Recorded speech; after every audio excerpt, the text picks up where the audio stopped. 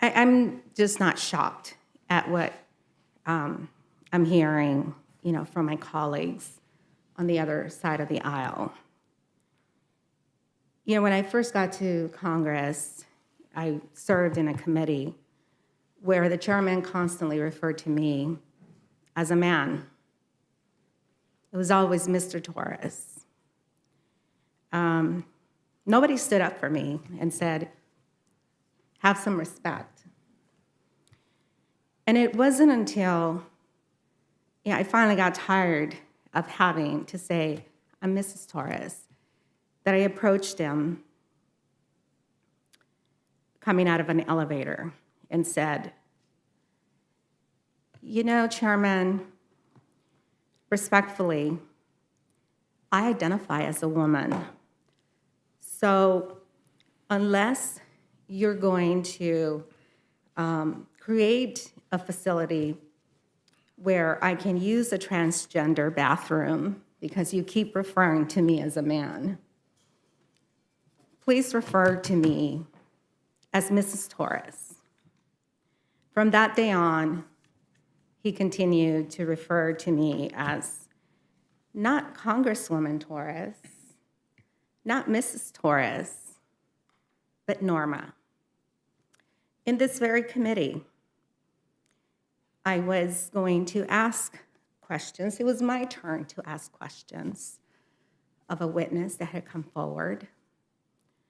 But the majority at the time thought it was inappropriate for me to ask questions as a member of this committee, of this specific witness, and decided to take a break, a recess, and go over into that room, all males, Republicans, and try to figure out a way around shutting me down from being able to ask the question.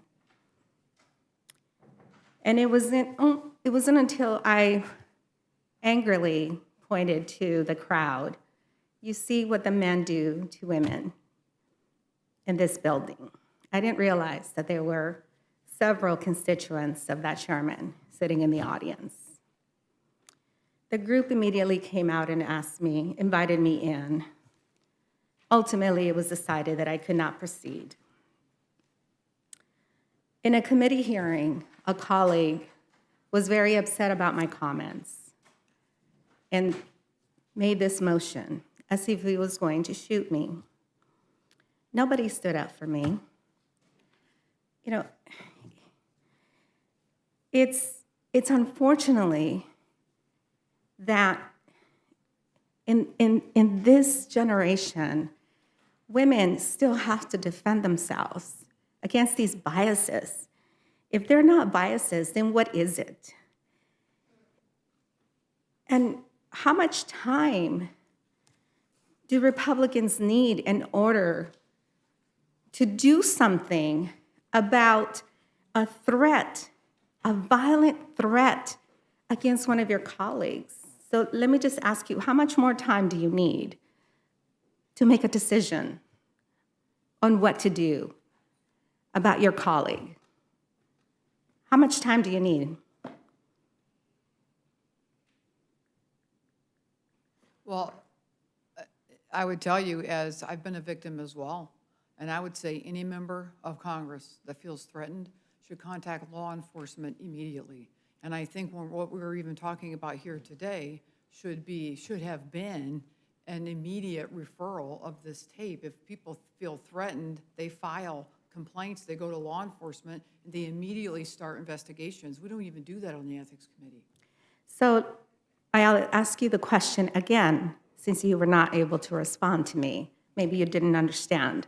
How much time do you need to bring forward a complaint against your colleague for the comments that he made, the threats that he made? How much time do you need? Well, I would again say any member that feels threatened can immediately go to law enforcement and should. That is what we do in the House. Okay, so do you not see that post, that image, those images as a threat of violence against one of your female colleagues? I'll respond for the third time.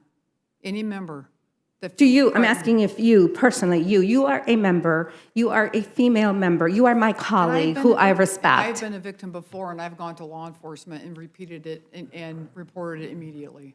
This is our workplace. Is this behavior acceptable to you in the workplace?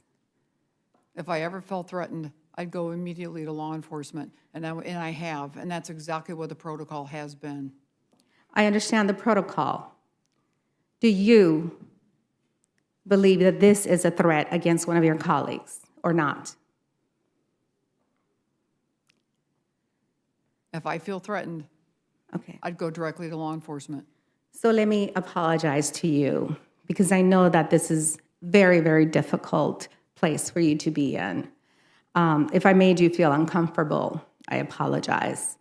But this is a very uncomfortable place for us to be in. As members of the Rules Committee and as a chairman of the Ethics Committee, ultimately, I think the Republican Party, all of you, need to think very long and hard about what you stand for. What do you stand for? Do you stand for violence against women? Or do you stand against it? Do you want to stand for violence against our democracy? Or do you stand against it? Do you stand for racism? Or do you stand against it? Unfortunately, the silence is a horrible response. I wish it was not the response that we deserve, that this capital deserves, that our democracy, that our constituents deserve. We're meeting to censure an individual that is causing great harm to one of our colleagues. A colleague that has been on the front lines of attacks by other employees, federal employees, like the CBP, the Border Patrol agents, when we visited El Paso. You remember that? I'm sorry that we are where we are, and I'm sorry that you cannot answer very simple questions, whether you stand for violence against your colleagues or not.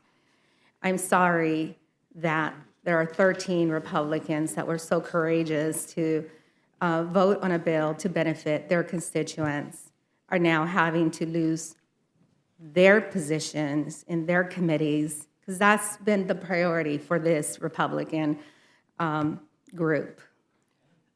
I understand, and I'm sorry that we're not following the procedures set in this House of how to even handle this case, to be notified of it right before I walked in this room and having a vote set up tomorrow that we haven't even discussed. I'm sorry about that. The procedure of this House is to have decency and common courtesy and a nonviolent work environment, not just for our employees, but for our colleagues. And I would say common courtesy hasn't even been extended to me as the ranking member. And I am sorry for that. I know that you're in a very difficult position. I realize that, and I'm sorry if my questions to you made you uncomfortable. And I yield back. Dr.